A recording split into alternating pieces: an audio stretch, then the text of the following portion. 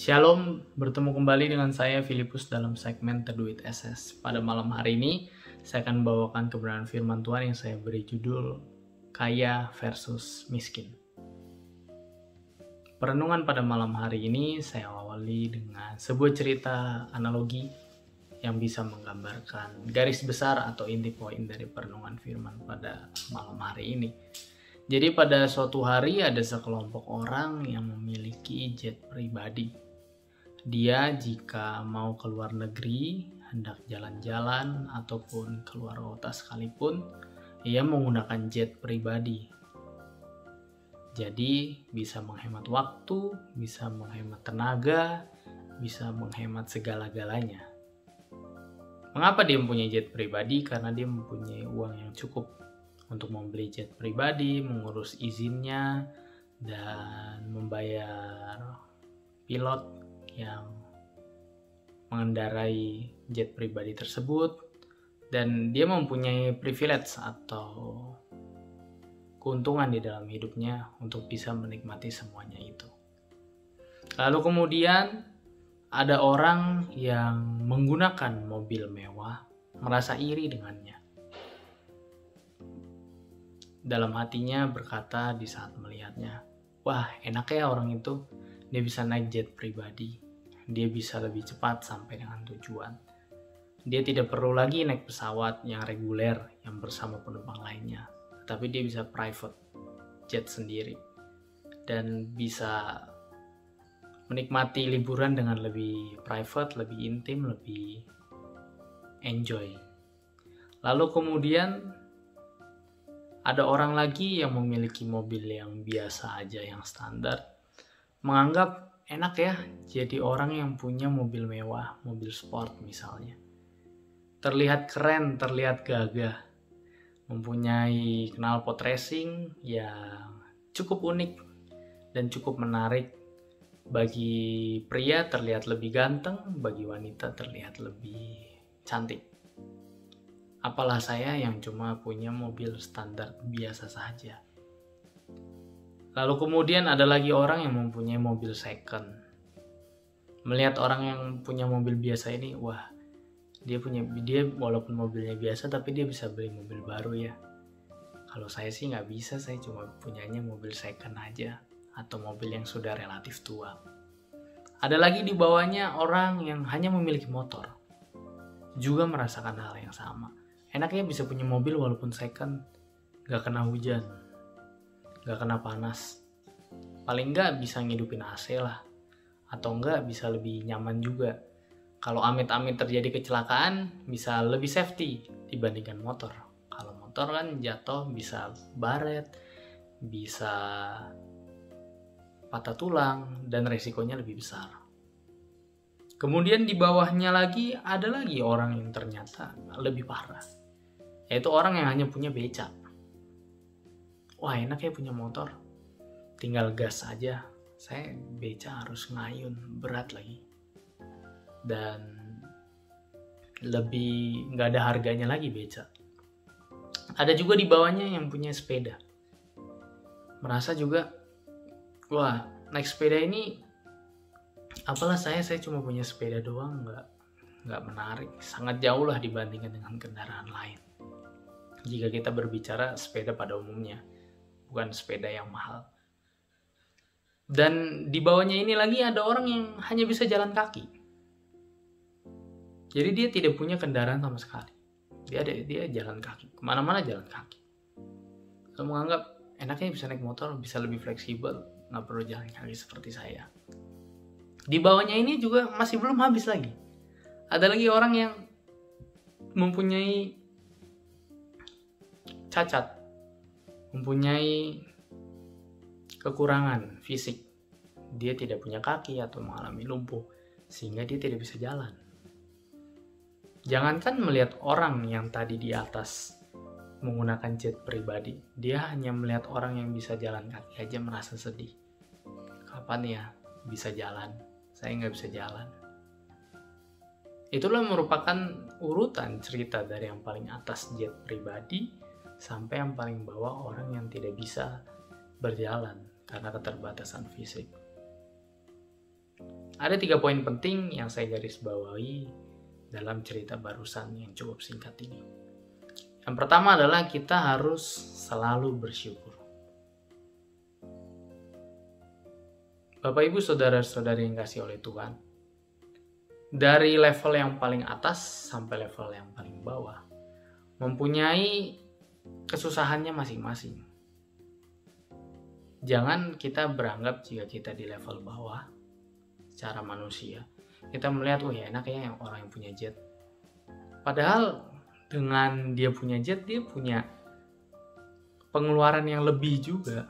Dia juga pusing untuk membayar segala keperluan-keperluan, servis, biaya perawatan, dan berbagai biaya yang lainnya. Lalu tanpa disadari, di posisi manapun kita, derajat pribadi atau yang paling rendah sekalipun, kita ternyata masih ada orang yang di bawahnya kita. Orang yang tadi terendah sekalipun, yang tidak punya kaki atau lumpuh atau diamputasi, tidak bisa jalan gitu, ada lagi yang di bawahnya lagi. Mungkin ada orang yang tidak punya kaki dan tangan, tidak punya penglihatan, mungkin tunanetra, atau mungkin tunawicara, tunarungu. Ada banyak yang di bawahnya lagi. Jadi poin yang pertama adalah selalu bersyukur. 1 Tesalonika 5 ayat 18 berkata, mengucap syukurlah dalam segala hal, sebab itulah yang dikehendaki Allah di dalam Kristus Yesus bagi kamu. Jadi malam hari ini dimanapun posisi kita harus tetap bersyukur. Karena seburuk-buruknya kita, tetap pasti ada yang di bawah kita. Gitu juga sebaliknya. Di atas awan masih ada awan. Jadi kita juga tidak perlu sombong. Kita harus bersyukur. Kalau sekarang kita ada di posisi yang cukup tinggi di atas, karena diberkati Tuhan, kita bersyukur. Kita sekarang lagi di posisi rendah, Tuhan izinkan, kita lagi di proses Tuhan, kita harus bersyukur. Poin kedua adalah Tuhan punya rencana atau maksud yang terbaik dalam hidup kita. Yesaya 55 ayat 8-9 berkata, sebab rancanganku bukanlah rancanganmu, jalanmu bukanlah jalanku. Demikianlah firman Tuhan, seperti tinggi langit dari bumi, demikianlah tinggi jalanku dari jalanmu, dan rancanganku dari rancanganmu. Tentu jika disuruh pilih, pasti orang memilih yang kaya tadi ya, yang punya jet pribadi. Tapi pernahkah kita berpikir, jika misalnya sekarang posisi kita mempunyai gaji UMR? Misalnya, taruhlah katakan kalau di kota saya, di Salatiga, gaji UMR sekitar 2 juta. Mungkin di kota Jakarta sana 4,8 sampai 5 juta. Dengan gaji UMR, tiba-tiba kita mendapatkan berkat. Misalnya, nggak usah jauh-jauh, kita dapat mobil yang mewah. Tuhan beri mobil mewah.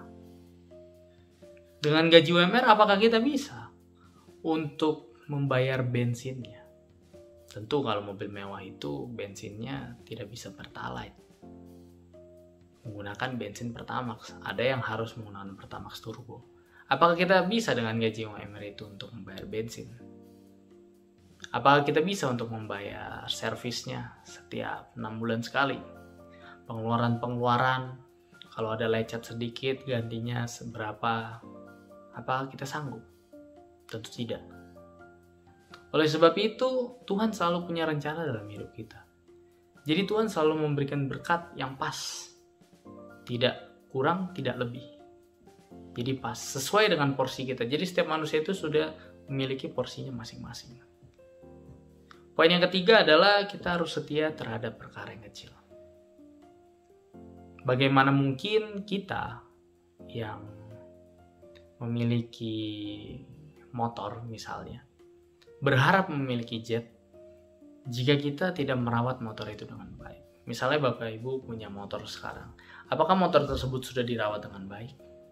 Seperti dipanasin mesinnya, dicuci, dilap, dan berbagai treatment yang lainnya. Kalau misalnya kita belum merawat itu dengan baik, bagaimana Tuhan mempercayakan kita untuk punya mobil biasa, mobil sport, bahkan ke level yang lebih tinggi lagi? Untuk itu kita harus setia terhadap perkara yang kecil. Apapun berkat Tuhan yang kita miliki sekarang, harta yang kita miliki, ataupun tata rumah, kendaraan, dan apapun itu, Kita harus setia sekecil apapun berkat dari Tuhan. Dan kemudian di saat kita sudah setia dan terus berusaha dan terus berdoa dan terus bersama-sama dengan Tuhan, maka Tuhan akan mempercayakan perkara yang lebih besar lagi. Seperti Lukas 16 ayat 10 berkata, barang siapa setia dalam perkara-perkara yang kecil, ia setia juga dalam perkara-perkara yang besar. Dan barang siapa tidak benar dalam perkara-perkara kecil, ia tidak benar juga dalam perkara-perkara besar.